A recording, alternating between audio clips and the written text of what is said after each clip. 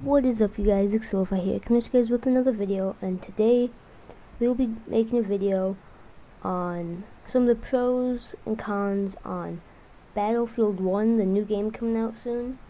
I think it's going to be around Christmas time, so around December. Then let's get right into it. Into the gameplay category, it's similar to the previous entries in the series. Battlefield 1 is a first-person shooter. It is set in the period of World War I, and it's inspired by historical events. Players can make use of World War I weapons, including bolt-action rifles, automatic and semi-automatic rifles, artillery, flamethrowers, and mustard gas to kill opponents. Melee combat was reworked with dice, including new melee weapons such as sabers, trench clubs, and shovels into the game. These melee weapons were divided into two groups, heavy and light.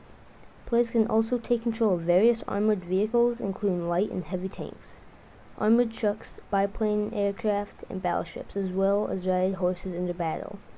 Destructible environments and weapon customizations features present in the previous games return Battlefield 1. Now into the development category. According to the game designer Daniel Berlin, the team picked World War I as the game's setting, as they believe that the weapons and gadgets featured in the period of time suits players with different play styles.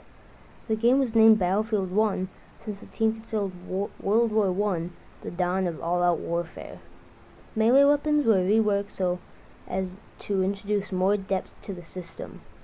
According to creative director Lars Gustafsson, the setting was a concept for a very long time, and it had been the dream for the team to create a game based on that period.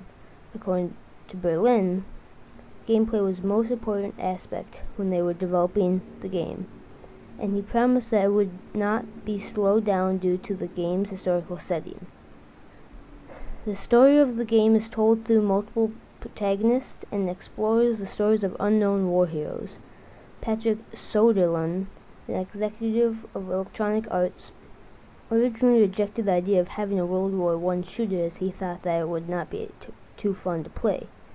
He later accepted the pitch after being convinced by a demo created by DICE.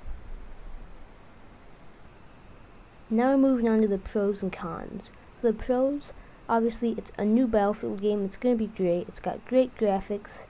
It's great for tactical players. I mean, Black Ops games, it's just shoot 'em up and you run around and shoot, but this is going to be great for tactical. It takes place in World War I, which is pretty sick. You're able to ride horses and biplanes. There'll be more melee fighting, like not just shooting people, but like sword fights and stuff like that, so that's pretty sick. There's going to be lots of like airplane fights, tanks, all that stuff, and it's a very destructive environment, and there's going to be a lot of new weapons. Well, I guess old weapons, but the new. Well, you get the point. For cons, won't be too realistic as World War I because it would be a very slow gameplay. Gameplay is a lot like other Battlefield games.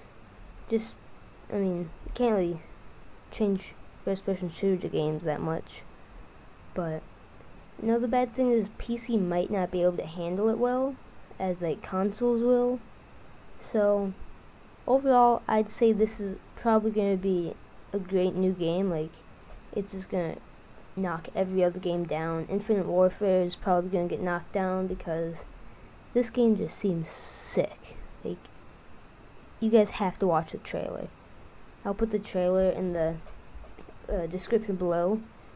So that's really all I had for you guys today. Make sure to leave a like, comment below if you would buy it, what are your pros and cons and everything about it, and stay chill. Yeah.